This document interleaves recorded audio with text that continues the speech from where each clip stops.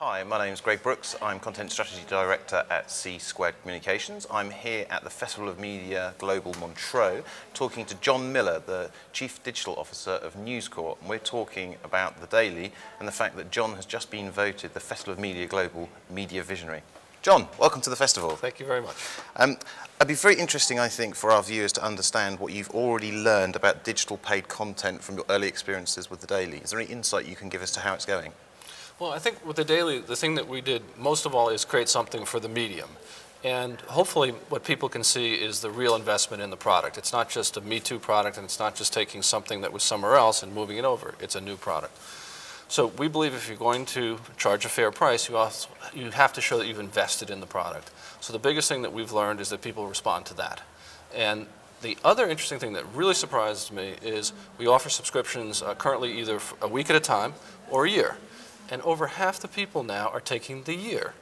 And obviously that's a bigger commitment. And frankly, all the modeling we did would have had it the other way around.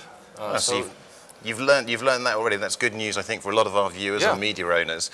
And a lot of our viewers, other medias, are also dabbling in the world of the iPad with their own apps. How important do you think apps are going to become for a media owner? Well, I think before we get to apps, let's go to where apps are used most of all. They're used in smartphones and now tablets, and I do think those are the mediums of the future. I don't want to sit here and call it the post-PC era, though some have, including Steve Jobs. But I think we are moving towards an era where the majority of media consumption is going to be with you all the time. You're going to carry it with you, and it's going to be on smartphones and tablets, and that's going to be through apps. So I think any media owner has to believe that it's a primary distribution path for their product. And how hard is it for those media owners? You're very fortunate with The Daily, and you're right, it's a premium product that's been created from scratch and therefore can be charged for. Is it a lot more difficult to try and move from a media owner that's maybe known for putting lots of free content online to develop that paid app strategy? Yes, I think first of all, I think it is difficult. Second, I think they should do it because healthy businesses have more than one revenue stream, and I think we've just learned that the hard way over time, particularly in the media business, if you know the history of it. And so yes, it is not easy. You have to invest in the product, but it's worth doing because it will sustain your business over the long term. Okay, and finally on The Daily, when are we going to see it in Europe? Not quite yet, but soon we hope, but as a European edition. But the first thing is with Apple to get the subscription enabled so that you can just purchase even the US edition here in Europe, and that should be shortly. Shortly? Shortly. Okay, I won't know it down. That one's down to Apple. So. Okay, fair enough. We'll leave it in their court, and hopefully they will work very speedily on it. Moving on, you've been selected by this industry, the media and marketing industry, as the media visionary for the Festival of Media Global 2011. One, what do you think of this award? We hope it makes you very happy. And secondly, who do you see as a visionary in this space yourself? Well, first of all, I'm very honored. I didn't know when I originally committed to coming to the conference that I would even be considered. So it's genuinely nice, and I hope what it represents is, at some level, rewarding risk-taking.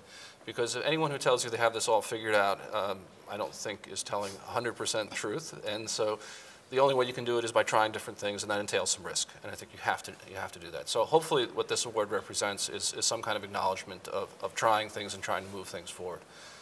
The second part of your question was who do I personally admire, and this is going to sound it's going to sound the way it sounds. I admire my boss, Rupert Murdoch, because I think he sets the tone for the risk taking, and really what that is, it's not just risk for the sake of risk. It's how do you create markets? How do you set the terms of trade in those markets? And the only way to do that we know how to do is to get right in the middle of it and get on with it and to try to do it. And I think he sets that tone. And the other person, again, I think most people would agree, is Steve Jobs. I mean, because if you talk about somebody who creates markets and creates products that have markets around them that no one even anticipated, I mean, no one has done it any better in recent history than Steve Jobs. And I think everyone wishes he can continue to do it forever. Pretty good company there. And finally, today we've seen news that Microsoft are striking a deal to buy Skype for around $8.5 billion. Just for our viewers, what kind of insights or conclusions should our media industry draw with regards to this acquisition? Well, it was remarkable to me that Microsoft had some money left over after sponsoring the event here that they could afford to buy Skype for $8.5 billion US. And it's a stunning number, I think, by anyone's account. But my own rationalization, and it literally just came out this morning officially, so we're all processing, but I think Skype is a communications service, and it goes back to the primacy of communications on the internet. The internet started as communications. Its biggest uses have always been communications: email, instant messaging, the Facebook status, and everything else. And Skype, and this purchase of Skype, I think just reaffirms that. So I think even though we live in a media world and content is increasingly important, this reaffirms the role of communications. And there's a lot of cash-rich giant companies out there who will be looking to make acquisitions to try and get ahead of the game. Do you think that the Skype acquisition just might be the first of many we're going to see this year? And if so, what kind of technology and companies do you think are going to be on that acquisition list? Well, first of all, you know, some people are saying we're in a bubble and that we're seeing very, very high prices. And I would have thought that that would curtail such acquisition, especially for cash, because usually you buy like for like in a bubble. And that seems to, at least with this one, not be happening, that people are paying real dollars at high prices, including getting into and investing in the companies that look like winners with real dollars at high values. So if anything, it seems like we are going to see more of this, that people are willing now to make significant bets. The economy on a worldwide basis is improving, and companies are willing to make bets that these companies are real winners. Fantastic, great insight. Thank you very much, Jon Miller, Chief Digital Officer of News Corp and the Festival of Media Global Media Visionary. Thank you.